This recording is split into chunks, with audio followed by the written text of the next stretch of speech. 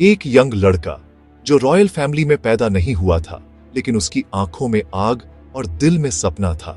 सिर्फ 25 साल की उम्र में वो इंडिया का रूलर बना। चंद्रगुप्त मौर्यन।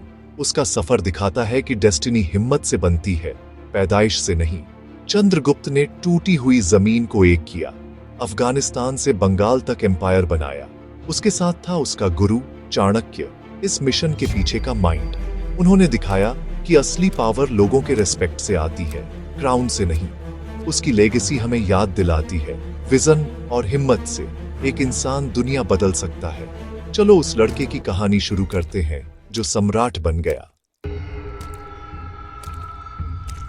नंदा डायनेस्टी के धनानंद का राज अमीर और पावरफुल था, पर क्रूर और घमंडी भी। जब चाणक्य का अपमान हुआ तो उसने चंद्रगुप्त में एक लीडर देखा और बगावत की चिंगारी जलाई। उनके पास न आर्मी थी न दौलत, सिर्फ सही कॉज और अटूट इच्छा शक्ति। उनकी बगावत ने लोगों में उम्मीद जगाई। स्टेज सेट था, एक घमंडी राजा, एक डिटरमाइंड लड़का और उसका गुरु। यह एक एपिक ट्रांसफॉर्मेशन की शुरुआत थी। एक एम्पायर बनाने के लिए पहले आपको एक लीडर बनाना होगा।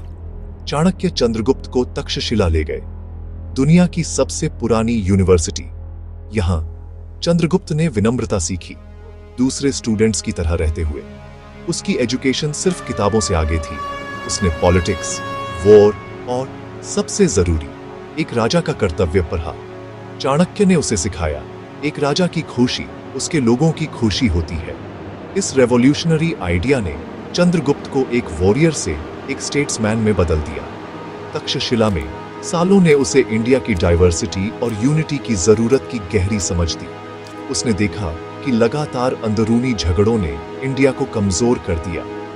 एक यूनाइटेड इंडिया का सपना उसके दिमाग में घर कर गया। चंद्रगुप्त ने तक्षशिला को एक विजन के साथ छोड़ा, सिर्फ शिकायत के साथ नहीं।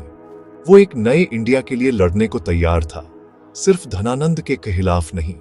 चाणक्य ने एक सच्चा लीडर बनाया था, एक ऐसा जो विश्वास जीतेगा, सिर्फ लड़ाइयां नहीं। अगला क्यूदम, इस विजन के लायक एक आर्मी बनाना। अपनी एजुकेशन पूरी होने के बाद चंद्रगुप्त को एक नई चुनौती का सामना करना पड़ा, कुछ भी न होने से एक आर्मी बनाना। उसने और चाणक्य ने पूरे नॉर्दर्न इंडिया में यात्रा की, आजादी और जस्टिस के मैसेज के साथ लोगों को इकट्ठा किया। उन्होंने इंडिया की पहली पी मोमेंट्स आर्मी बनाई। किसान, विलेज वाले, आदिवासी और यहाँ तक कि पहले के सोल्जर्स भी शामिल हुए।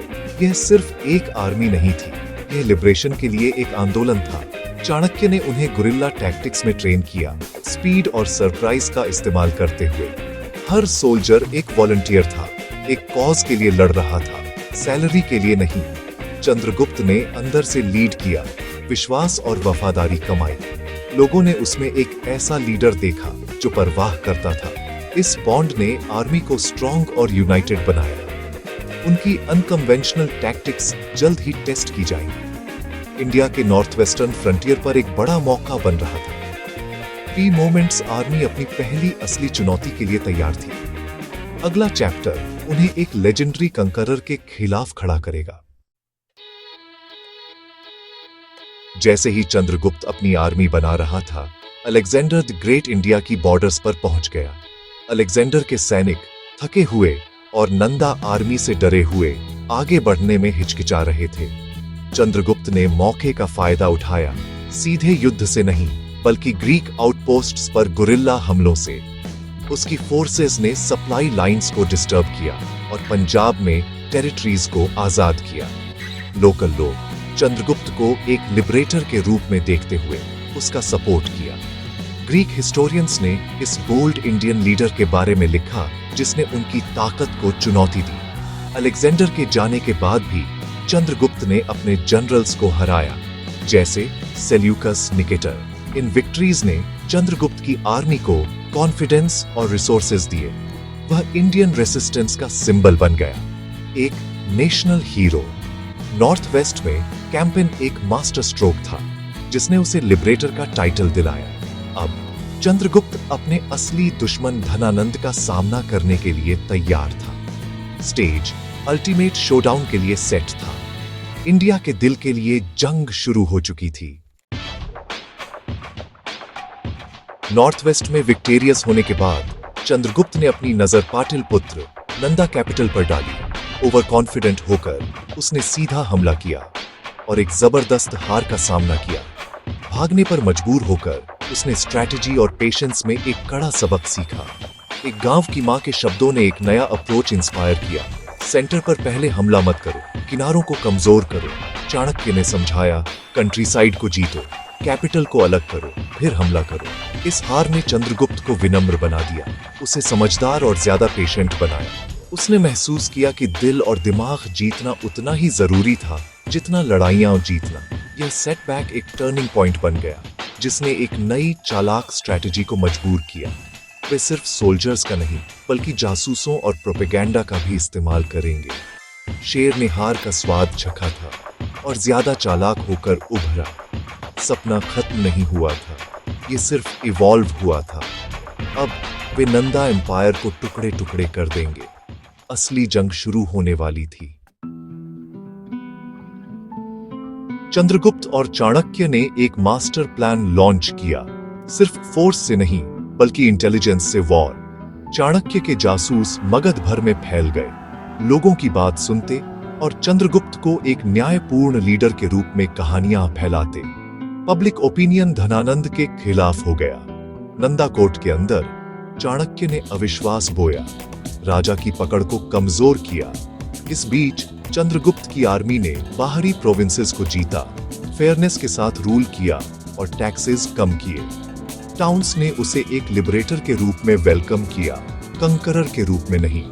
नंदा एम्पायर किनारों से ढहना शुरू हो गया। इस स्ट्रैटेजी ने साइकोलॉजिकल वॉरफेयर, पॉलिटिक्स और स्मार्ट मिलिट्री मूव्स को कंबाइन किया। जब तक वे पाटलिपुत्र पर फिर से मार्च करते, शहर अलग थलग हो गया था और राजा पैरानॉयड था। लोग बदलाव के लिए तैयार थे। फाइनल बैटल पास थी, पर जंग आत्मा में पहले ही जीत ली गई थी। एम्पायर की फाउंडेशन ढह चुकी थी, अब सिर्फ कैपिटल बची थी।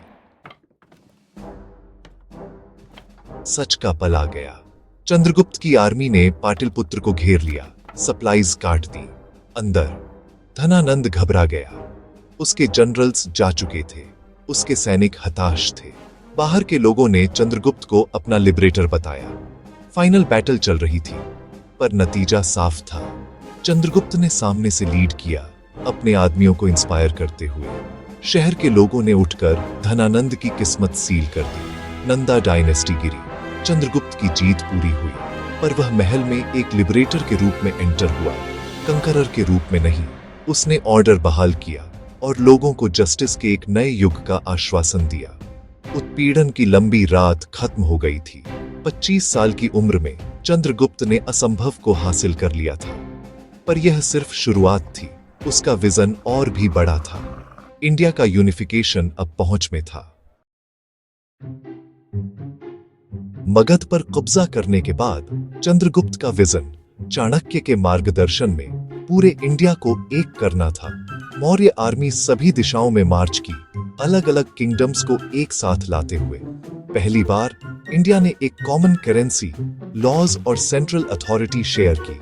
ट्रेड बढ़ा, कल्चर खिला और एक शेयर की गई आइडेंटिटी इमर्ज्ड। चंद्रगुप्त का शासन रेवोल्यूशनरी था। उसने खुद को लोगों का पहला सेवक कहा।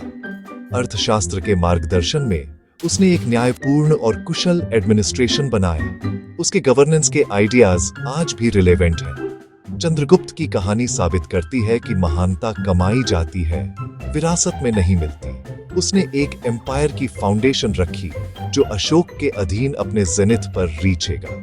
पर उसने ये सब एक भिक्षु बनने के लिए क्यों छोड़ दिया? ये एक और समय की कहानी है।